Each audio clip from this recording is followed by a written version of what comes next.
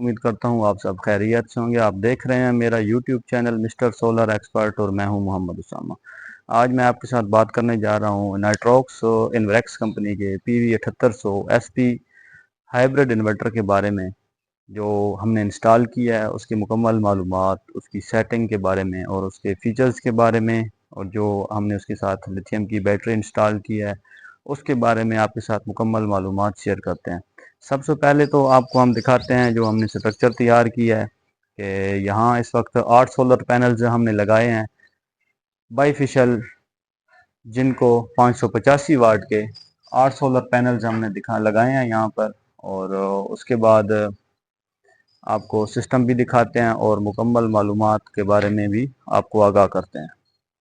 तो दोस्तों, itel company की 200 एम्पेयर आवर और 10 किलोवाट की हमने ये बैटरी इस इन्वर्टर के साथ इंस्टॉल की है। और मज़ीद आपको दिखाते हैं ज़रा। तो सबसे पहले मैं आपको इसकी स्क्रीन के बारे में मुकम्मल डिटेल दे देता हूँ कि यहाँ पर आपको जो सोलर पैनल नज़र आ रहा है, यहाँ से आप देख सकते हैं कि आपका सोलर पैनल जो है वो कितनी प्रोडक्शन कर रहा है और वो कितनी जो है पावर आपके सोलर पैनल से आ रही है। तो इस वक्त ये चूँकि बैटरी भी 100% फुल हुई पड़ी है और लोड भी तकरीबन 320 वाट तकरीबन चल रहा है, तो इस वजह से प्रोडक्शन जो है वो 360 वाट की आ रही है। और उसके बाद यहाँ पर आपको टावर का निशान नजर आ रहा है। तो यहाँ पर जब ग्रीन सिग्नल फ्लो कर रहा हो इस ऑन की तरफ, तो इसका मतलब है कि जी वापडा आपकी एक्टिव है। और अगर वापडा यूज हो रही हो तो यहाँ पर किलोवाट जो ग्रीन कलर में यहाँ पर फिगर्स लिखी हुई हैं, तो यहाँ पर किलोवाट शो हो जाते हैं कि कितने किलोवाट आपकी वापडा यूज हो रही है। और अगर वापडा आपने ऑफ की हुई हो या लोड शेडिंग की वजह से वापडा बंद हो तो फिर यहाँ पर ऑफ लिखा हुआ नजर आता है।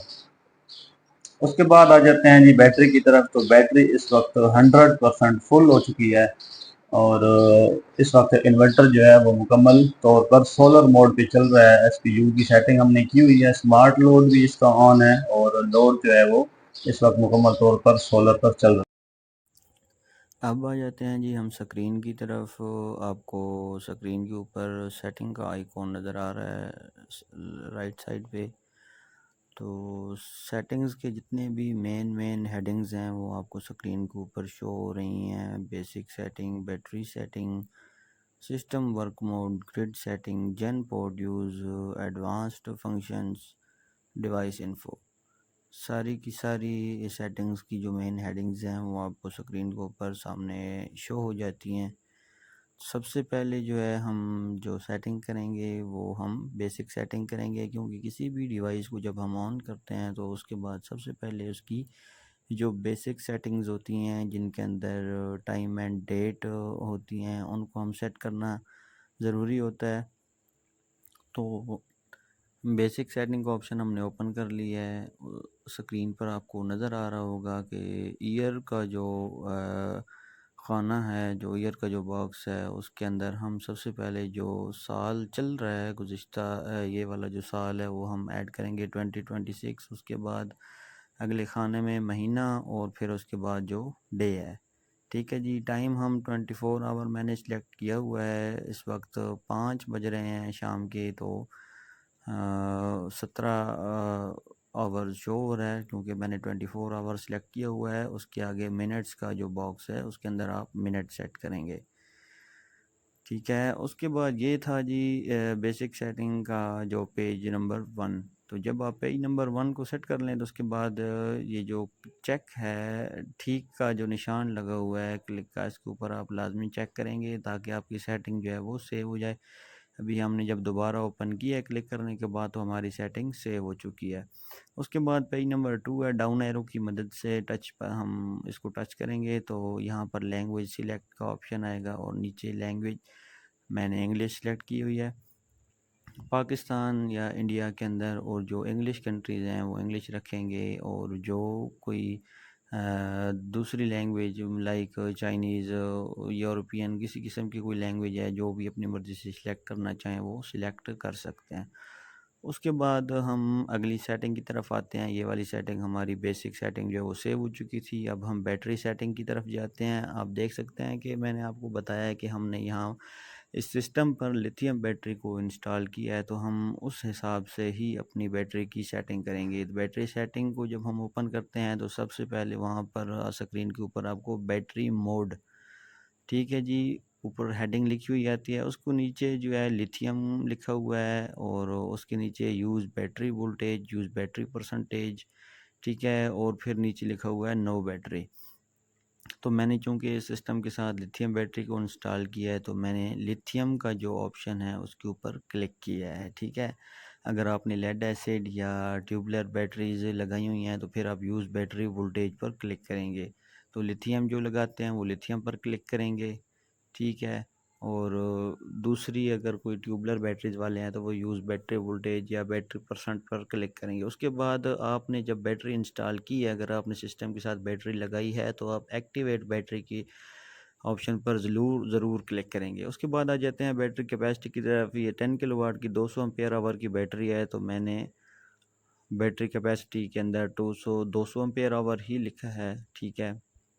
इसी तरह अगर आपकी 100 एम्पीयर की बैटरी है तो आप 100 लिखेंगे। उसके नीचे आते हैं जी मैक्सिमम एम्पेयर ऑफ चार्ज, कि कितने एम्पेयर हम बैटरी को चार्ज करना चाहते हैं सोलर से, ठीक है जी। यहाँ पर सोलर की सेटिंग होगी बैटरी की चार्जिंग के हिसाब से। तो जो चूँकि यहाँ पर लोड कम था और बैटरी बड़ी है, तो ऑटोमेटिकली ये वैसे ही दिन भर जब सोलर होता है तो ये चार्ज हो जाती है। तो वैसे तो हम 100 एम्पेयर इसको मैक्सिमम एम्पेयर चार्ज दे सकते हैं, लेकिन मैंने अपने हिसाब से इसको 60 एम्पेयर किया है ताकि आराम से बैटरी दिन में चार्ज हो जाए। उसके बाद नीचे जो थर्ड ऑप्शन है वो है जी maximum ampere of discharge. Screen आपको नज़र आ रही है। तीसरे नंबर पर जो मैक्सिमम एम्पेयर ऑफ डिस्चार्ज है वो मैंने, चूँकि ये 200 एम्पेयर आवर की बैटरी है तो वैसे तो हम इसको 200 एम्पेयर पूरा भी यूज़ कर सकते हैं, 180 180% भी यूज़ कर सकते हैं, लेकिन मैंने 120% एम्पेयर यूज़ ऑफ चार्ज लिखा है। उसके बाद मैंने इसको क्लिक कर दिया है तो हमारी ये वाली जो सेटिंग है वो भी सेव हो गई है। उसके बाद आते हैं जी सिस्टम वर्क मोड की सेटिंग पर। तो अगर तो आपने ग्रीन मीटर लगाया है और नेट मीटरिंग की है और आप वापडा को सेल कर रहे हैं बिजली, तो अगर आप पूरे का पूरा एफिशिएंसी जो है आपके पास जो भी आपकी सोलर की जनरेशन है वो आप सारी की सारी वापडा को सेल करना चाहते हैं तो आप सेलिंग फर्स्ट पे क्लिक करेंगे। अगर आप ने सिस्टम अपने घर के लिए पर्सनल यूज़ के लिए लगाया तो फिर आप ज़ीरो एक्सपोर्ट टू लोड के ऊपर क्लिक करेंगे, ठीक है। उसके बाद नीचे आ जाता है जी मैक्सिमम सेल पावर। तो चूँकि सेल पावर इन्वर्टर की जो पावर है हम यहाँ पर लिखेंगे 6000, चूँकि ये 6 किलोवाट का इन्वर्टर है तो हम यहाँ पर 6000 लिखेंगे। अगर 8 किलोवाट का इन्वर्टर आपने लगाया हुआ है तो आप यहाँ पर 8000 लिखेंगे। उसके बाद चूँकि यहाँ पर ग्रीन मीटर नहीं है तो हम ज़ीरो एक्सपोर्ट पावर, यानी हम वापडा सेल नहीं करें, तो हम यहाँ इस बॉक्स को 00 कर देंगे। इसको हमने 00 कर दिया है। फिर नीचे आ जाता है कि एनर्जी पैटर्न क्या है। अगर आप सबसे पहले आप बैटरी को चार्ज करना चाहते हैं तो फिर बैटरी फर्स्ट पे क्लिक करेंगे, और अगर आप लोड पहले चलाना चाहते हैं तो फिर आप लोड फर्स्ट पे क्लिक करेंगे। तो हमने यहाँ पर पहले लोड की प्रायोरिटी को चेक किया है कि हम पहले अपना लोड चलाना चाहते हैं, उसके बाद बैटरी चार्ज हो, एक्स्ट्रा जो एफिशिएंसी बच जाती है, और फिर नीचे जो ऑप्शन है वहाँ पर भी हम 6000 क्लिक करके इसको भी चेक कर देंगे ताकि हमारी ये वाली जो सेटिंग है फर्स्ट पेज की वो ओके हो जाए। अभी हमने दोबारा ओपन किया तो हमारी सेटिंग सेव हो चुकी थी। अभी हम इसके पेज 2 पे आ जाते हैं। तो ये है जी इसका, जो नॉर्मली आप इन्वर्टर IP21 यूज़ करते हैं 3 किलोवाट 4 किलोवाट के, तो उसके अंदर आपको सेटिंग किसी और पैटर्न के साथ नज़र आती है। वहाँ पर सिंपली लिखा होता है सोलर SOL या SBU या SUB लिखा होता है या USB लिखा होता है, लेकिन ये जो नेटवर्क्स का मॉडल है 6 किलोवाट का, इसके अंदर SUB SBU की सेटिंग को एक्टिवेट करने का पैटर्न कुछ और है। तो अगर हम आप चाहते हैं कि आपकी सेटिंग SBU मोड पर चले, यानी जब आपका सोलर फिनिश हो जाए, जब धूप ख़त्म हो जाए शाम के टाइम, तो उसके बाद आपके जो लोड है वो डायरेक्ट वापडा पर शिफ्ट ना हो बल्कि आपकी बैटरी पर शिफ्ट हो, तो फिर सबसे पहले आप जो टॉप पर जो इसका बॉक्स बना हुआ है टाइम ऑफ यूज़ का, तो उसके ऊपर आप क्लिक करेंगे। तो आपकी जो इन्वर्टर की जो सेटिंग है वो एसबीयू मोड पर हो जाएगी और सोलर के जाने के बाद आपका तमाम लोड जो है वो बैटरी के ऊपर शिफ्ट हो जाएगा। ठीक है जी, यहाँ टाइम ऑफ यूज़ के ऊपर आप देख सकते हैं, जहाँ मैंने ये अपना पॉइंट किया हुआ है फिंगर के साथ, तो ये आप यहाँ पर चेक करेंगे तो आपकी जो सेटिंग है वो एसबीयू मोड पर सेट हो जाएगी।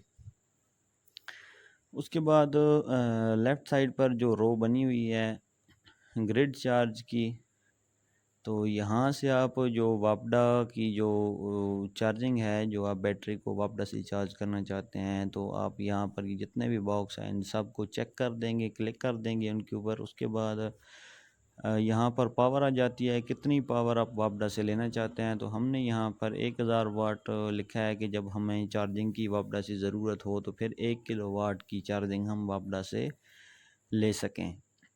फिर उसके आगे आ जाता है कि जी बैटरी, यानी कितने परसेंट तक बैटरी आपकी वापस से चार्ज हो। सिंपली मैं आपको बता दूं, जब आपकी बैटरी एक दफ़ा फिनिश हो जाती है, तमाम आपने जो एम्पेयर सेट किए होते हैं उस हिसाब से आपकी बैटरी यूज़ हो जाती है, तो उसके बाद वापडा से इन्वर्टर चार्ज लेना शुरू कर देता है अगर सोलर ना हो तो जब वापडा से इन्वर्टर चार्ज लेगा तो फिर आप वो उस हिसाब से बैटरी की परसेंटेज को सेट करके फिर वहाँ से क्लिक कर देंगे। तो पेज नंबर 2 की सेटिंग भी हमारी सेव हो चुकी है। उसके बाद यहाँ पर डेज आते हैं, दिनों के हिसाब से भी आप इन्वर्टर के बैटरी की चार्जिंग सेट कर सकते हैं कि कौन से दिन आप चार्ज लेना चाहते हैं वापडा से और कौन से दिन आप चार्ज नहीं लेना चाहते। तो हमने यहाँ पर पूरे वीक की जितने भी 8 डेज़ हैं 7 डेज़ हैं उनको हमने क्लिक कर दिया है, ताकि जब भी हमें ज़रूरत पड़े, हमारी बैटरी डिस्चार्ज हो और उसे चार्जिंग की ज़रूरत पड़े, तो वो उसी दिन या उसी टाइम वापस से चार्ज ले सके। उसके बाद है जी grid setting. Grid setting basically inverter के अंदर कंपनी की तरफ से सॉफ्टवेयर जो होता है वो ऑलरेडी सेव्ड होती है, तो हम इसको एज़ इट इज़ रहने देंगे। और सिंगल फेज़ पे क्लिक हुआ हुआ है, जो कि डोमेस्टिक घरेलू सिंगल फेज़ मीटर है, उसी हिसाब से हम इसको एज़ इट इज़ रहने देंगे। और अगर आपके पास 3 फेज़ या ग्रीन मीटर है तो तब आप इसकी सेटिंग को उस हिसाब से चेंज करेंगे। तो ये जो उसके बाद आती है जी जेन पोर्ट यूज़, यानी यहाँ से जो आप सेटिंग करेंगे वो आपके हैवी लोड की आम अल्फाज में, और जिसे इन्वर्टर की ज़ुबान में स्मार्ट लोड कहते हैं, उस हिसाब से हम इसको सेट करेंगे हैवी लोड को। तो सबसे पहले तो ऊपर जो इनपुट है रेटेड पावर है वो इस इन्वर्टर की जो है हम वो सिलेक्ट करेंगे, और 6000 वाट इस इन्वर्टर की पावर है। 6000 वाट 6 किलो वाट का ये इन्वर्टर है।